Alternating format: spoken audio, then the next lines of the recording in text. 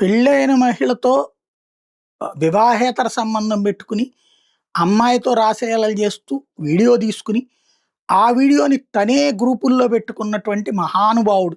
అతన్ని మరి YSR Congress party action తీసుకుంటదో లేదో తెలీదు.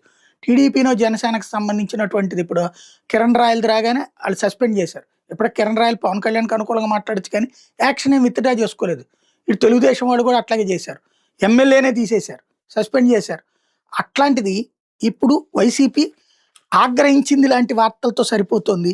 అనంతపురం జిల్లా నారసల మండల కేంద్రానికి చెందిన వైసీపీ నాయకుడు పట్నం ఫణీంద్ర ఊహతో రాసలీలలు జరుపుతూ తీసుకున్న వీడియోని తనే పొరపాటున ప్రింట్ ఎలక్ట్రానిక్ మీడియా గ్రూప్‌లో పోస్ట్ చేశాడు. అరగంట పాటు విషయాన్ని గమనించకపోవడంతో వీడియో సోషల్ మీడియాకి ఎక్కి వైరల్ అవుతోంది. మహిళతో ఏకాంతంగా గడిపినటువంటి సమయంలో ఫణీంద్ర స్వయంగా వీడియోని రికార్డ్ చేసుకున్నట్టు స్పష్టమైంది. ఫణీంద్ర ఇంతకుముందు సాక్షిలో 6 ఏళ్ల పాటు పనిచేశాడట నారసల మండల విలేకరిగా. ఆ తర్వాతన ఆ ఉద్యోగం మానేసి విలేకరిగా పనిచేస్తున్నట్ట. 3 నెలల క్రితం మానేసి పూర్తి స్థాయిలో వైసీపీలో చేరాడట.